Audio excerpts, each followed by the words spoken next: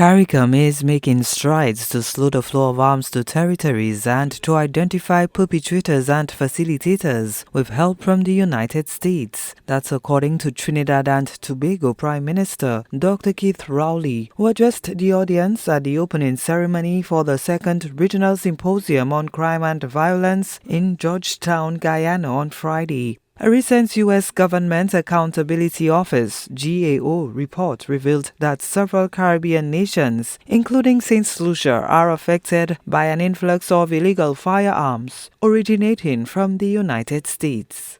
The firearms tracing capability of the region has been considerably enhanced through the expansion of the Regional Integration Ballistic Information Network, RIBIN. These broadening of the scope of RIBIN is enabling more Caricom member states to access firearms tracking equipment and technologies. And this might be a good point for me to mention that in collaboration and in response to our appeal and I dare say demand to the United States to get involved in these actions, that there have been a number of US generated initiatives, not the least of which the crime gun development approach with the United States authorities and the establishment of the illicit trafficking crime czar up north and the making of new legislation to allow federal agencies to treat with trans-state cross-border trafficking. These developments are helping us to slow the flow of arms to our territories and to identify the perpetrators and facilitators. Guyana President Dr. Ifan Ali stated that studies show that 85% of violent crimes are committed by men, which has deeper effects on the economy. In Guyana, I'll give you one example. 66% of students at the University of Guyana are now women. 66% of the total intake at the University of Guyana are women. And when you look at the scholarship program, more than 70% of the total scholarships available, which is in the last 4 years is more than 30,000, are taken up by women. The consequential effect is that 85% of the violent crime are committed by our male. So where is their attention being directed to? Definitely not education here, because the stats is not demonstrating that. So that is the depth of the problem.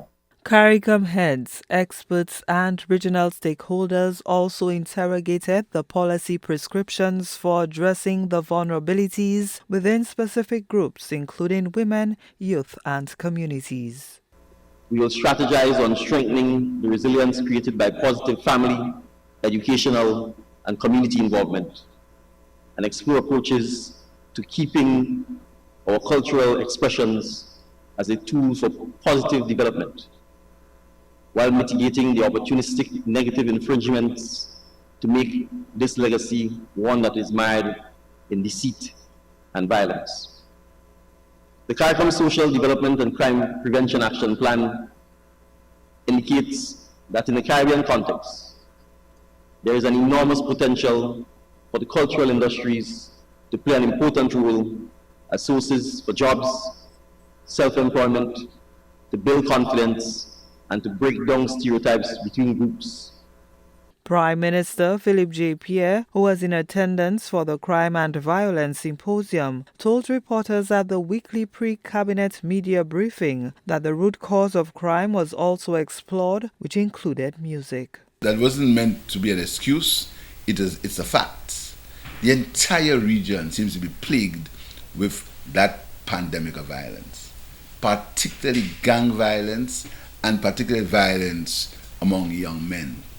In fact, there were many discussions as far as this is concerned. One of it was the influence of music. There was a paper on whether music influences the type of music, whether it influences that kind of behavior. This is work in progress. There was also the impact of violence on the health services. And again, something that we suffer from in St. Lucia.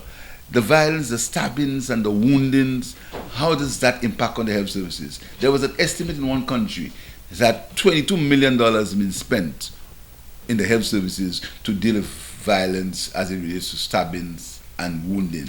And this is one of the major problems we have here in St. Lucia in our emergency services, the impact on stabbing and stabbing and shooting. So this is not unique. As Adam said, we're not comforting ourselves, but I was very pleased to know that St. Lucia is very, very much advanced. And I'm not going to compare to other countries, so don't ask me. St. Lucia is very much advanced in what we're doing here as it relates to the abatement of crime and violence. Caricom's second regional symposium on crime and violence saw the announcement of a groundbreaking legislative framework, the Caricom Arrest Warrant Bill. The framework is expected to enhance law enforcement's ability to tackle cross-border crimes. Gina Filippi, HDS News Force.